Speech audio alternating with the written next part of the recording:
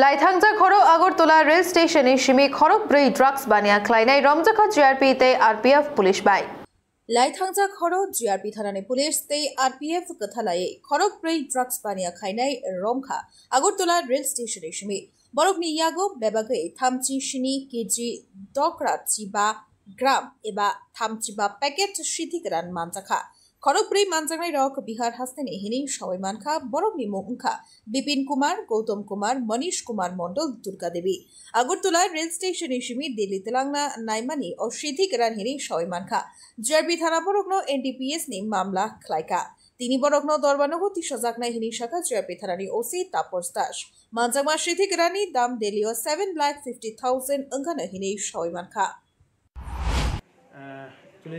গতকালকে আমাদের আগরতলা রেল স্টেশনে দুইটা জয়েন্ট অপারেশন হয়েছে আগরতলা জিআরপি এবং আরপিএফ মিলে।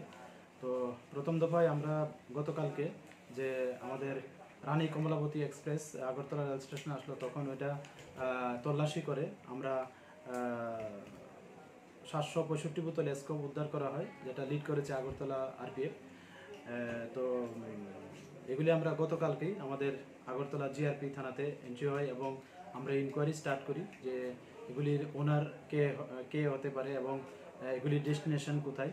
তো এটা চলছে এবং এগুলির যে বাজার মূল্য আমরা যে অন্যান্য স্কোপ নিয়ে যাদেরকে আমরা গ্রেপ্তার করি তাদের কাছ থেকে জানতে পারি যে এগুলির ডেস্টিনেশন প্রাইস অ্যাপ্রক্স এক বোতল প্রায় 500 টাকা করে বিক্রি হয়। তো যদি আমরা এরকম ডেস্টিনেশন প্রাইস ধরি তাহলে এগুলির বাজার মূল্য আনুমানিক দাঁড়াচ্ছে 3,82,500 টাকা।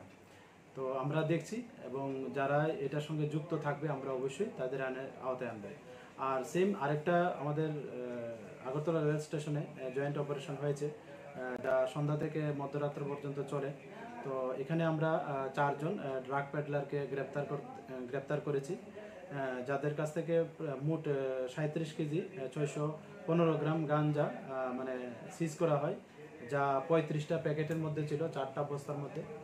তো আমরা গতকালকেই এই 4 জনের গতকালকে বলতে মধ্যরাত্রে আমরা 4 জনের এগেনস্টে আমাদের আগরতলা জিআরপি থানাতে এনডিপিএস দ্বারা মামলা হয়েছে এবং তাদের জিজ্ঞাসাবাদ এখনও চলছে।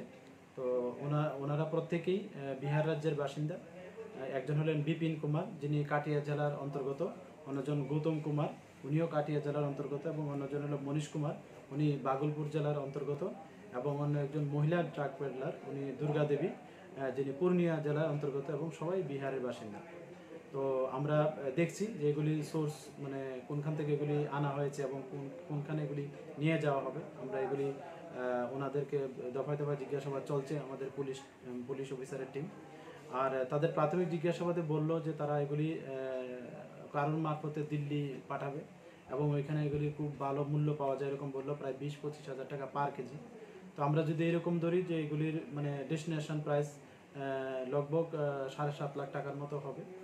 তো আমরা আজকে ওনাদের মহামান্য আদালতে প্রেরণ করছি এবং পুলিশ রিমান্ডও চাচ্ছি, এবং তাদের যে স্মার্ট মোবাইল ফোনও কিছু পাওয়া গেছে, কিপ্যাড মোবাইল ফোনও পাওয়া গেছে। তো আমরা এগুলিও খতিয়ে দেখছি এবং যারা এটার সঙ্গে যুক্ত থাকবে আমরা অবশ্যই তাদের আইনের আওতায় আনব। তারা যে এরকম কাজ করছে এবং তাদের বিরুদ্ধে আগে কোনো অভিযোগ ছিল কি?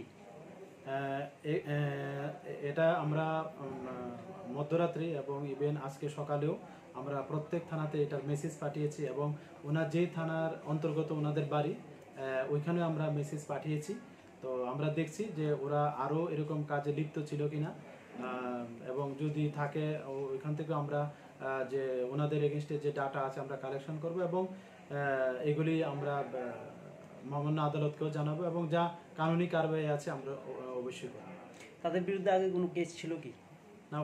ওইটাই বললাম, এটা আমরা প্রত্যেক থানাতে মেসেজ পাঠিয়েছি আমাদের ত্রিপুরাতে, প্লাস ওনাদের যেখানে বাড়ি ওখানে যে ওনাদের যে লোকাল পিএস আছে ওনাদেরকে ইনফর্ম করেছি। এখন দেখা যাক ওনাদের কাছ থেকে কি ফিডব্যাক। তারা যে মালগুলি মানে এই রাজ্য থেকে কিনছে বা তাদের সঙ্গে বা কেউ না কোনো মারফতে আনা আছে, তাদের কোনো অবশেষ পাওয়া গেছে কি?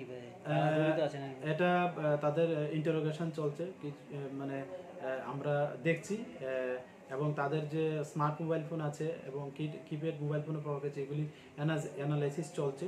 তো আমরা দেখছি এবং যারাই এটার সঙ্গে যুক্ত আমরা পাই, কোনো লিঙ্ক পাই, আমরা অবশ্যই তাদের এগেনস্টে লফুল অ্যাকশন নেব।